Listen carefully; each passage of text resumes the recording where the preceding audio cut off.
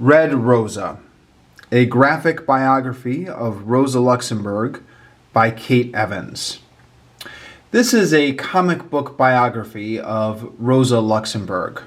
Rosa Luxemburg was a German socialist who was killed during the German Revolution in 1918 and has since become kind of a martyr or kind of an iconic figure for international socialism. In my anecdotal experience, and by all means, let me know what your experience is, but in my experience, Rosa Luxemburg is very well known to people who are in the socialist movement or who are interested in radical history. She is, in my anecdotal experience, completely unknown to just about anyone else. So if you ask anyone in the general population, who is Rosa Luxemburg, they have no idea. But she's a very well-known figure inside the socialist movement. Actually, there's a afterword here which described why she became so well known in the socialist movement. It says, the reader of this comic will naturally want to know what happened next. In other words, how Rosa Luxemburg's legacy became intertwined with the history of socialists and associated radicals in what has been almost a century since her death. And then in this afterword, it describes the various twists and turns that her legacy has had through the 20th century and beyond, and why she became such an iconic figure in the socialist movement.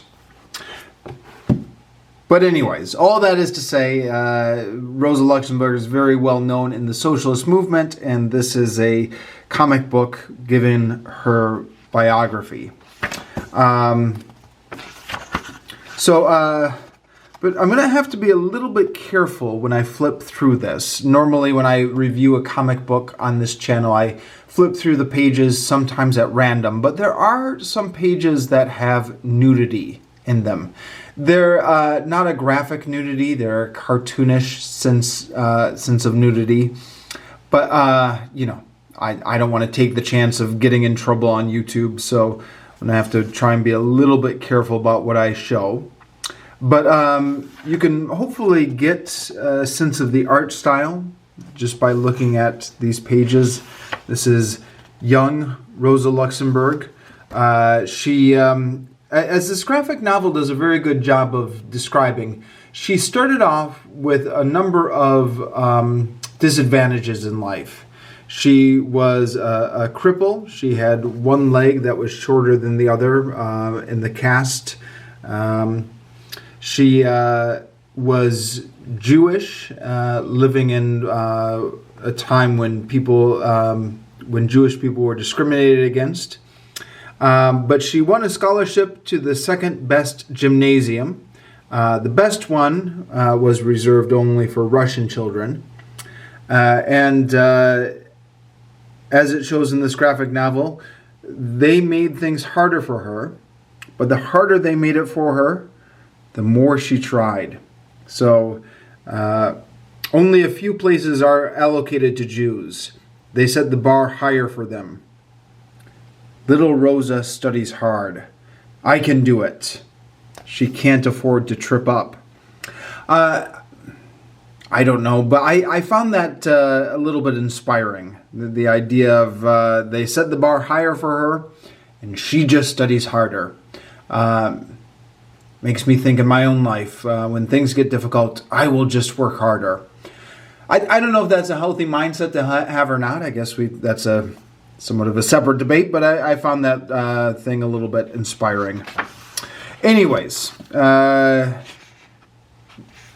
as we go through Rosa's life, there are a number of things in here that are direct quotes from Rosa Luxemburg's diaries or her letters, etc. And all of that is expanded on in the notes at the end. So whenever there's something in italics which indicates a quote from Rosa Luxemburg's real writing, you can go to these notes and you can see the full quote here in the back. I've got mixed feelings about these notes, and maybe this is just me. I tend to be a completist when I read something. If I read a book, I want to read the whole thing from front to back, all the notes at the back before I claim I have read it. I'd feel guilty reviewing something on this channel if I had skipped over part of the book. But as I was reading this book, I began to realize that actually this is one of those books where maybe it doesn't pay to read the notes in the back. So this is a good example here, starting on page 17. There's a discussion between Rosa Luxemburg and her two brothers about Marxist economics. So Rosa Luxemburg is describing for her brothers Marxist economics using spoons and watches and salt to illustrate it. And it is such a clear and concise and easy to follow description of the Marxist economics.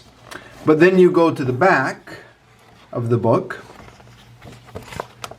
and some longer quotes from Marx and some more terminology are introduced here. And as I kept flipping back to the back of the book to read these notes, I thought to myself, why am I doing this?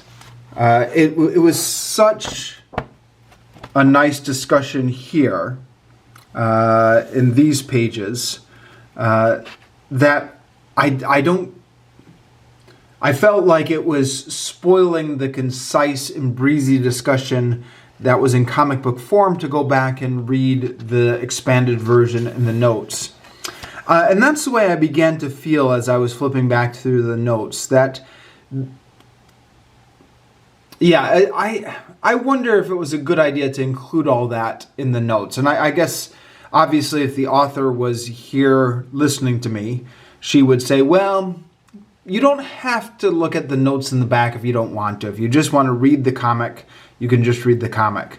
And eventually I decided, rather than complain about the notes in the back, I was just going to read the comic, because the comic itself is very readable. It does a good job of just picking out the very quotable bits of Rosa Luxemburg's life and letters, and all the stuff that's in the notes is spoiling the momentum of the story.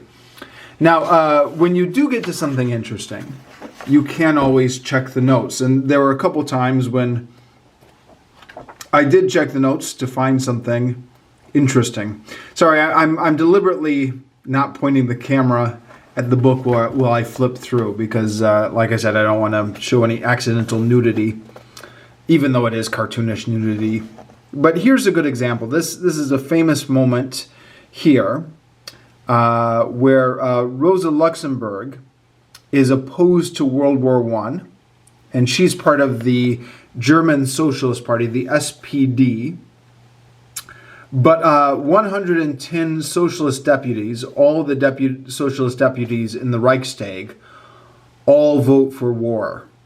And Rosa Luxemburg, of course, is not allowed in the Reichstag because women can't vote at this moment in history. So even though she's a leading light in the Socialist Party, she can't vote and she doesn't have a seat in the Reichstag. But her male colleagues all vote for the war. And Rosa Luxemburg here is saying, "My God, what have you done? Will none of you look me in the eye?" But if you... this seemed like a very dramatic scene here, so it got my curiosity up. So I flipped to the notes at the back, where the note said that this scene was fictionalized for dramatic effect. There was actually no scene of Rosa Luxemburg standing outside the doors of the Reichstag yelling, "My God, what have you done? Will none of you look me in the eye?" So, I guess that's an example of where flipping to the notes did actually yield some useful information. But yeah, there's a lot of interesting details about Rosa Luxemburg's life, her her various love affairs and her work with the party. And as pointed out in the book, Rosa Luxemburg at one point became has a job educating the party. So she's able to expound upon her theories here. And again, this is one of the reasons that she's so well remembered, is because of her theories. But this is interesting. This is the author here who just pops into the book. Please forgive this authorial intrusion into the narrative, but is any of this still relevant today? So Rosa Luxemburg has just gotten done describing the capitalist economic system and why it is doomed to failure. And then the author pops in to just question that. So, if capitalism is mathematically impossible, how come I'm standing here wearing clothes made in China?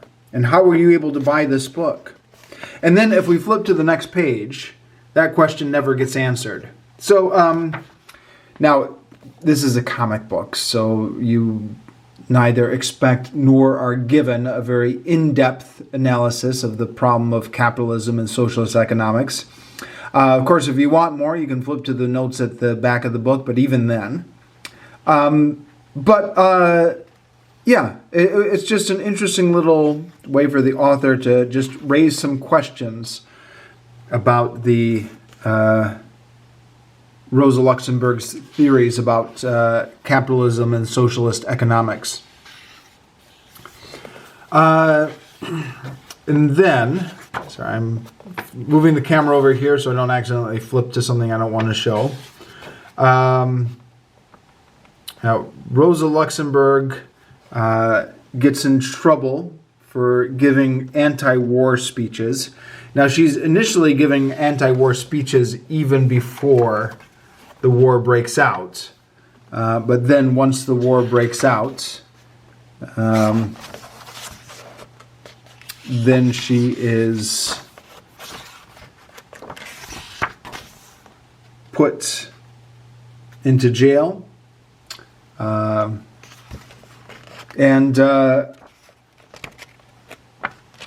For a short book like this, here's a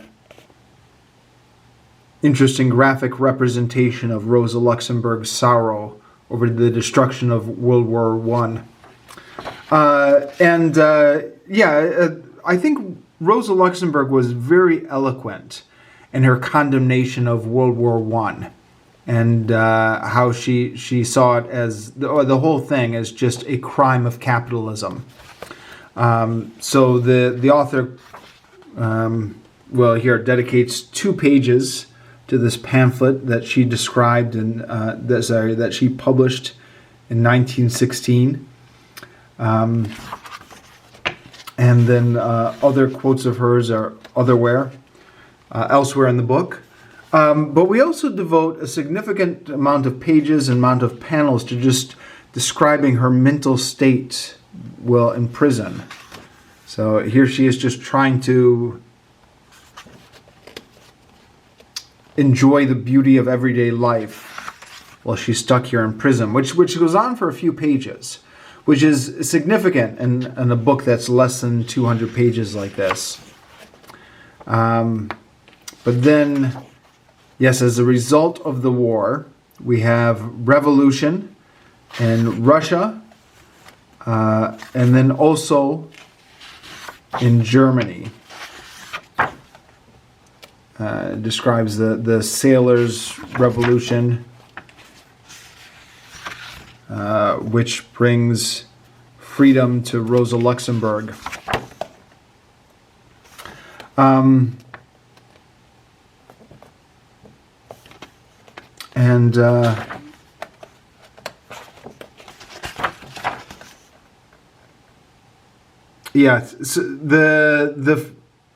this causes split within the Socialist Party because the leader of the Socialist Party decides to throw in his lot with law and order, but the more radical socialists, Rosa Luxemburg among them, want to push for further gains.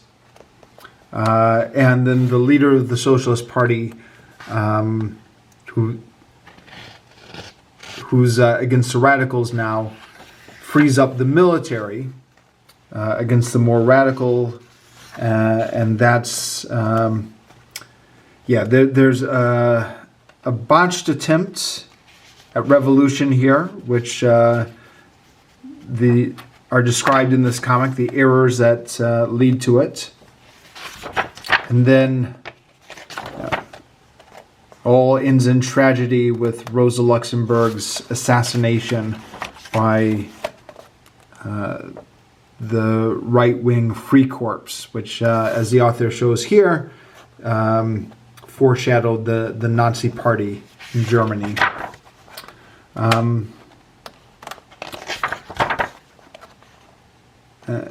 So we've got a couple pages here after Rosa Luxemburg's body was dumped into the river. But then we end on the note of her legacy with a graphic representation here of the legacy of Rosa Luxemburg. So, even with me kind of being a little bit conservative in which of the panels I'm prepared to show on camera, it's a very interesting graphic representation of Rosa Luxemburg's life.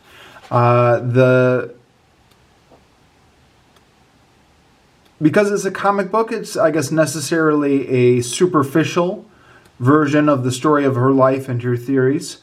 But, that's what you get when you buy a comic book, or in my case, get it from the library. But it's incredibly readable. It moves at a very fast pace. It's got, a lot of very short, punchy quotes from Rosa Luxemburg's life and letters. And it just kind of keeps you turning the pages. There's so many interesting things. That was one of the ones I didn't want to show. Serves me right for flipping through randomly. A lot of interesting things here that you can learn from reading the comic. If you're at all interested in it, I would recommend this.